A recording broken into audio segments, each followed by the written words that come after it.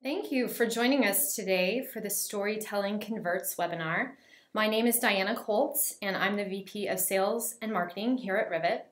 I've been in content marketing for 15 years in my career, and thus far it's really been split into two chapters. The first, I was on the brand side as a marketer in the trenches, doing a lot of what you all probably listening today are doing. And during that time, the Direct Marketing Association's DM News named me to their top 30 under 30 of marketers in the US.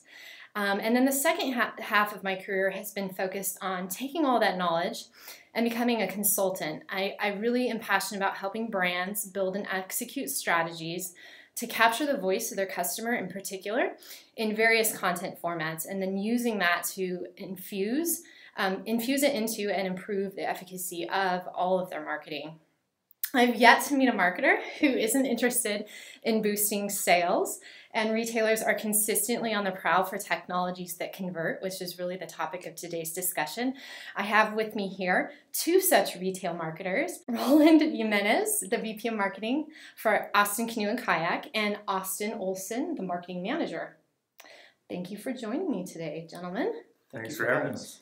So Roland has 20 years of creative and marketing experience. The bulk of his time has been spent in the outdoor industry. He operated his own kayak retail shop, and then he also operated a separate kayak rental business. He's currently the owner of 8 Point Marketing, which is a creative marketing agency focusing on outdoor recreation businesses.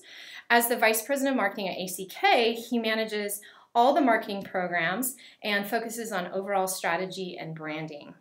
Austin, as the marketing manager, is focused on digital marketing. He is a self-proclaimed outdoor enthusiast.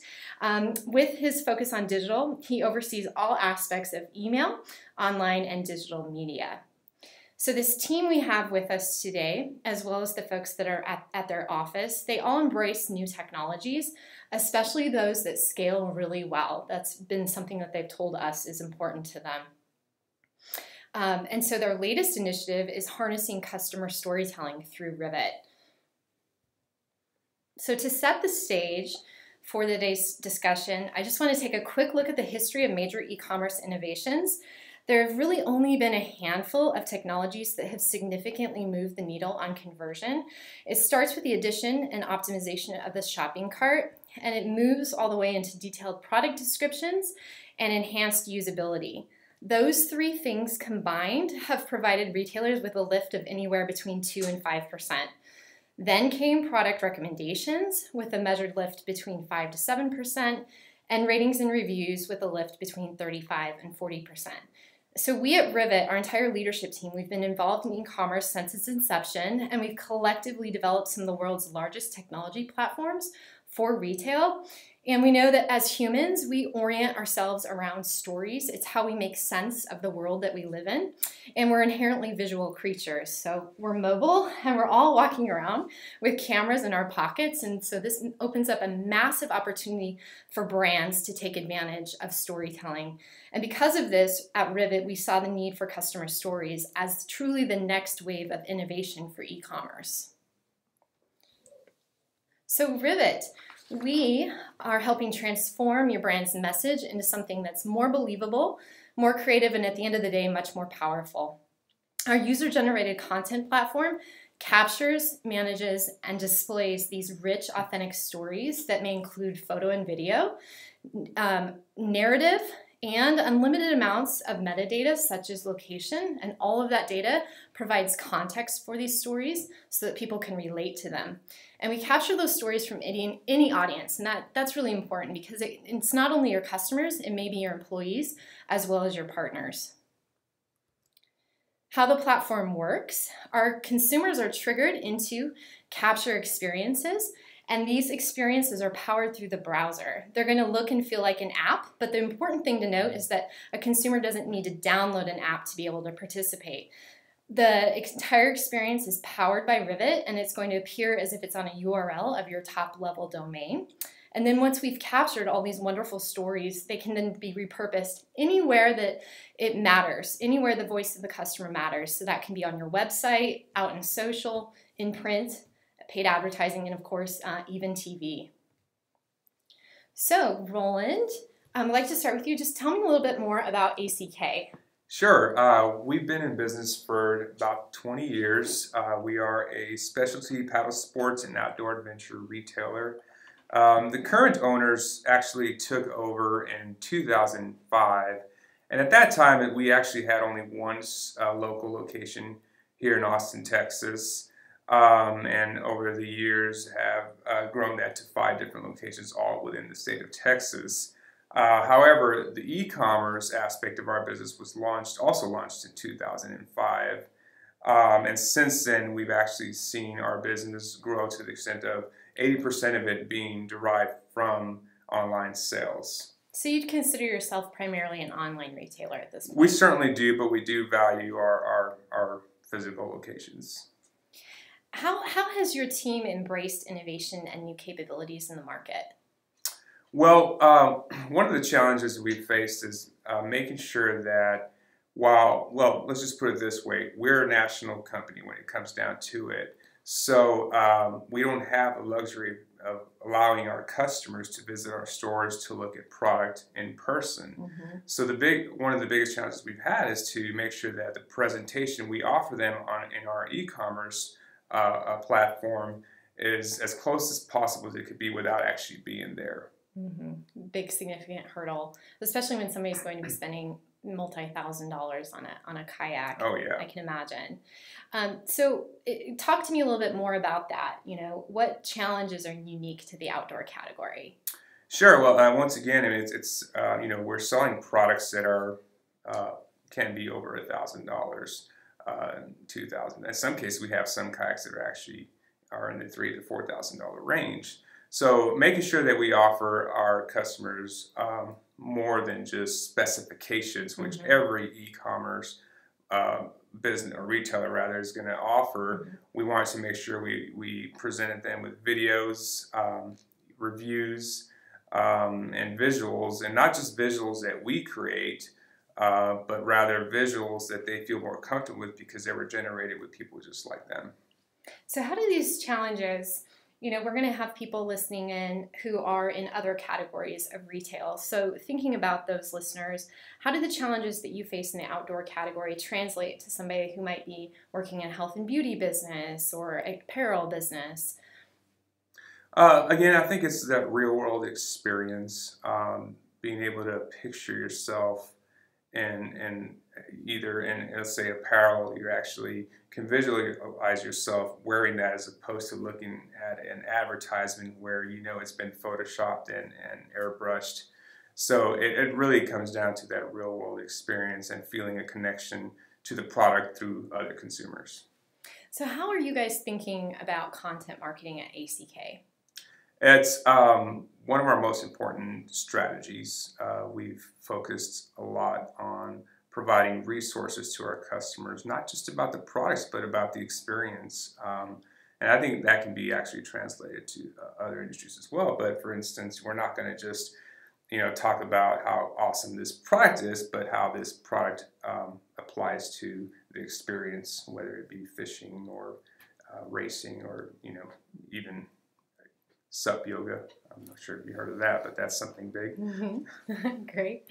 And you mentioned to me prior to us actually starting the recording today, and I think it's something important to bring up, that you take advantage of the content that you do have, and you were talking about how you'll just squeeze every kind of drop out of a piece of content. So talk to me about how you are repurposing content across channels.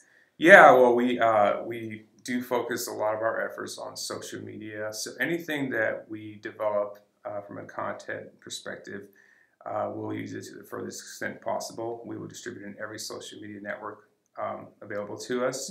Mm-hmm. We actually engage in third-party sites such as forums or sites that we actually advertise on and relay that content to them. And what major challenges have you encountered? What have those hurdles been to implement a robust content strategy? Challenges have really been more about gaining access to that content. Now, we do have an internal team that can develop a lot of this content, and it's a great team that we actually have individuals who that's their job, but when it comes to visuals, it's been a bit of a challenge because we don't have photographers on site all over the world providing that content to us. So I think utilizing a product that can, or a tool rather, that can actually give us access to those visuals, that's definitely been beneficial for us. Well, that's great. Thank you. And Austin, you have been really instrumental in executing this strategy of storytelling within ACK. Can you describe for me the strategy that you've been executing? Yeah, so when we first got started, we knew that we really wanted to start capturing stories. It's a really big part of our business, trying to sell the experience as much as trying to sell the product. And so when we first started, it was something as simple as when somebody made a purchase online, we're always going to send them an email asking them to review the product. You mentioned earlier how important reviews can be. And so simply we just attached to that email after they finished submitting a review, we asked them to submit a product photo as well. We wanted to see how they're using it out on their adventure. Following adding it to the review, we also added the ability to go straight to the product page and add the photo in there as well. So if you bought a Yeti product, I'm sure you've heard of it at this point, you could go to those Yeti sites and just add it straight to that page from there. Once we kind of started seeing the results and the kind of the content that we saw starting to pour in from those two channels, kind of got a sense that we needed to up our game a little bit, as it were. So that's when we instituted our first email campaign built around trying to gather these customer photos. So I think that first campaign, we sent it to our entire email list, and it was a really simple incentive. I think we said something like, submit your photo for a chance to win a $100 gift certificate. And for something as simple as that, we received, I want to say upwards of 150 photos just for something like that, which at that point was definitely our largest submission from one gather point. So it was a really successful campaign for kind of as little as we incentivized people. And now you mentioned that you've combined the ask for a rating and review with the ask for a story that includes a photo. How has the review volume been impacted with this dual ask for both a review and a story? It has not. It's definitely something we thought about when we wanted this, because obviously reviews have been something that are proven to drive conversion rates and to get people to purchase. So it's definitely something we thought about, we're a little concerned about, but since instituting it, we have not seen a drop in how many reviews we receive. So quantity of content was important out of the gate as an objective for the program. Tell me a little bit about the other goals that you guys had as a company. Yeah, of course. You mentioned it earlier. My job as a marketer is to drive sales. So any KPI that we start to measure, it's going to start and end at sales. So we definitely wanted to lift our conversion rates. We wanted people to kind of get over that barrier of entry that Roland mentioned earlier. It's really tricky to buy an online product for something that you're going to use outdoors when you have no idea how it's going to fit on you. So driving people to convert online is always our biggest priority. And so from that, it's kind of tricky to quantify, but besides the conversion rates, we always are trying to drive our brand. I've said it before, and I'm going to say it again because it's extremely important to our business, but we're always trying to drive the experience as much as we are the product itself. So while it's not something that I can stick a number on, just kind of trying to create that community of customers and kind of driving people to see that other people are getting outdoors and using these products. That's almost just as important to us as sales, definitely not as important, but I think it's definitely something that helps. So can't really quantify it, but definitely something that we're looking to gain. Right, so you had multiple points of entry into the story capture experience. Are you extending those perhaps out into social in the future? Yeah, so we've definitely started that already. So even last month, we submitted performed another email campaign around it, just included a simple ask in our newsletter. For this one, we didn't even offer an incentive. We just said, we'd love to see your photos from the summertime, submit them now. From that alone, I think we generated 200 customer photos.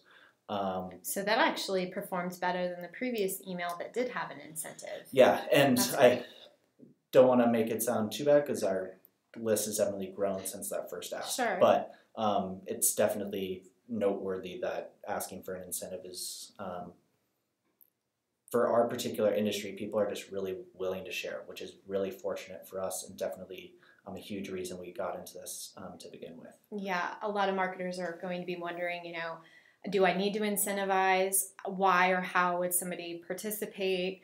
And so it's important to note that people will share via altruistic reasons or ego even because they've just bought a really cool kayak and are doing something fun that perhaps their friends aren't able to do that day. So with the launch of the program, it included, of course, some repurposing of the content. Can you talk to me a little bit about how the content was repurposed on your site? Yeah, so since we, once they submit it, it's technically our content to redistribute as we want.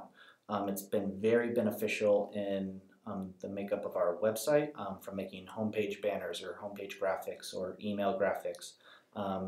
It's a little more tricky and definitely a little more costly to try and find a good stock photo anytime you need to find somebody out on a kayak fishing, kayak, or any outdoor adventure. So just to have all of that content there that we can repurpose as necessary.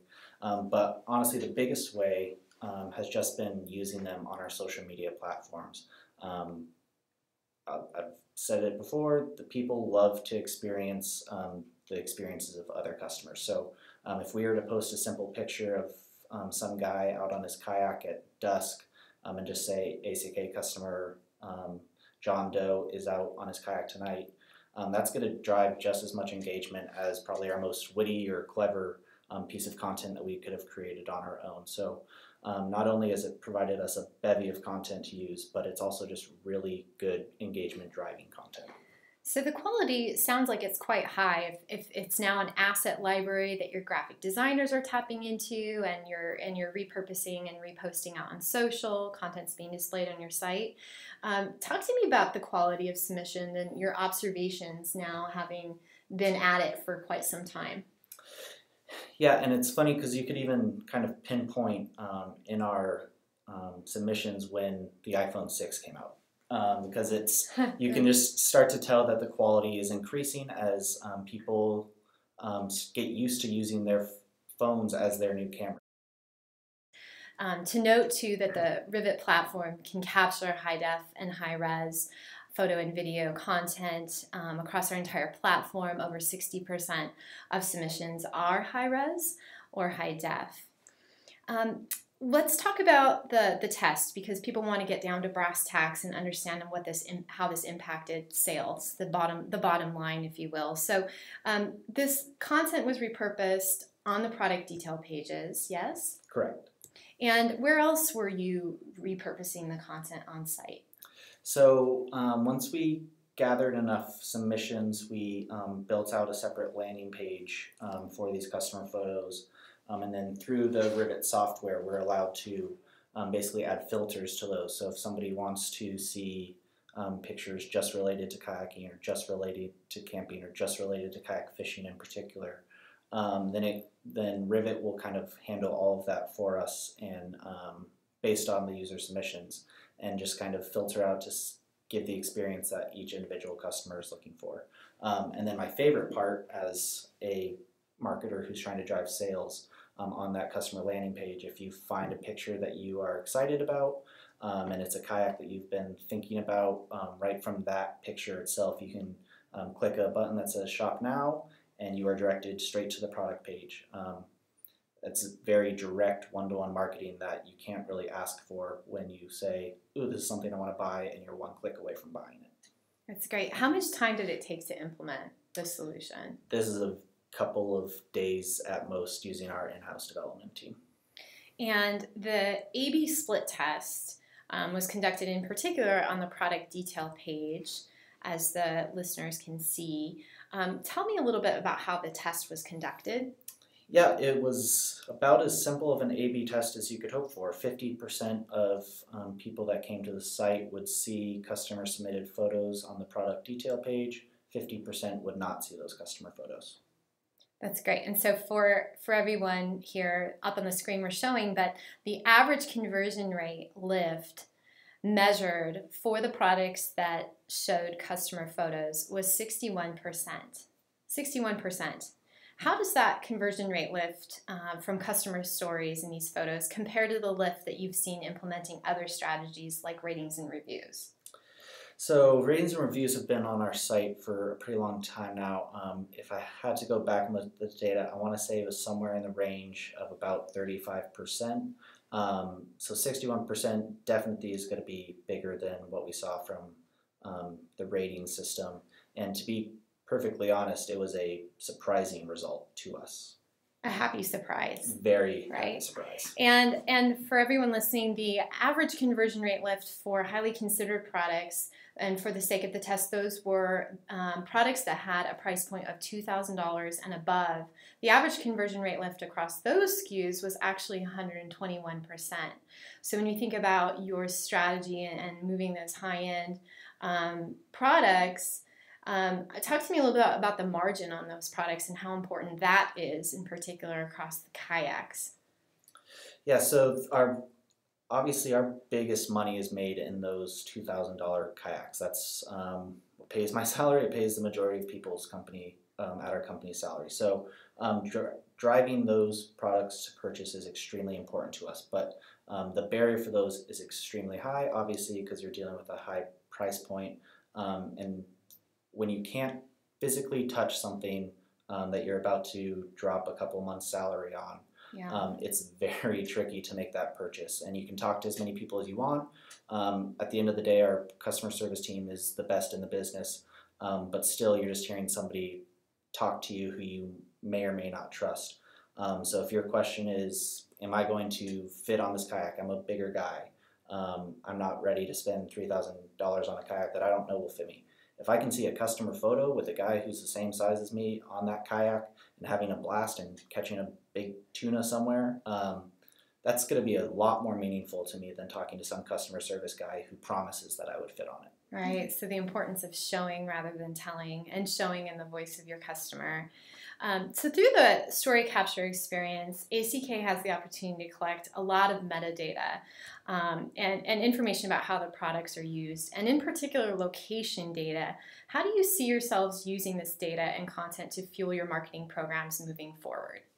The location data is the thing I'm honestly most excited about trying to implement as we move into the next year.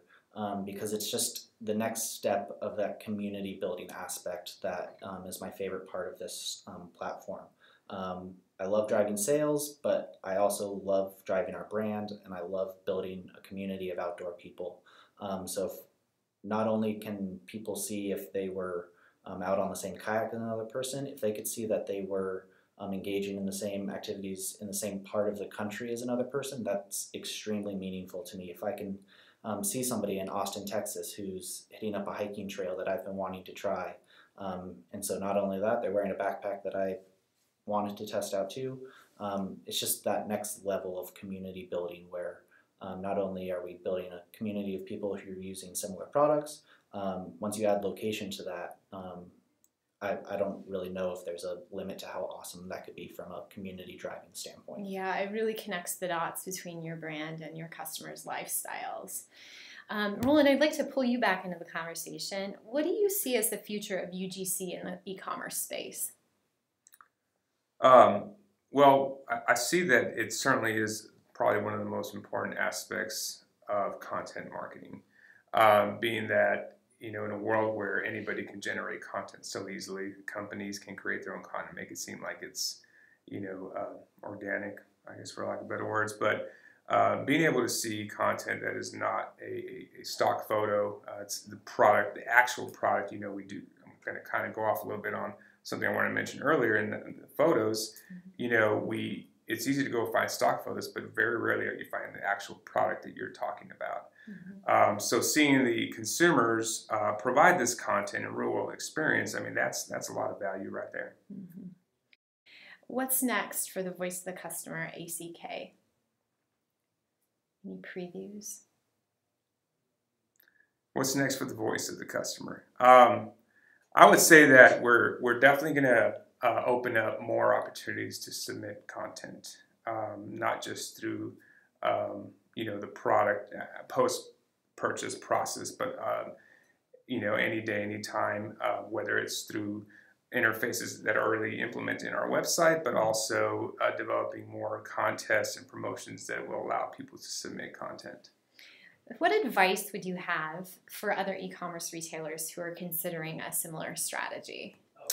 I think the most important thing is to make sure that you understand that if you build it, they're not just going to come. You do have to communicate that. So offering an incentive in the beginning, that'll work, but long term, you need to make sure you have the ability to communicate the platform to them through various different sources, whether it be reminding them on your monthly newsletter or your social media page. But I think most importantly, what I think has worked for us is the post-sale process, in which we already had that established, so it made it easy for us to remind them to upload the photos of the product they purchased. Mm-hmm. So just pinpointing, scalable, sustainable methods of promoting, as well as a scalable solution to kind of underneath power it all. Yeah. Great. Well, thank you both for participating today. It's been wonderful. I hope everybody listening has learned a lot. If you have questions, please email us at info@rivet.works and follow us on Twitter @rivetworks.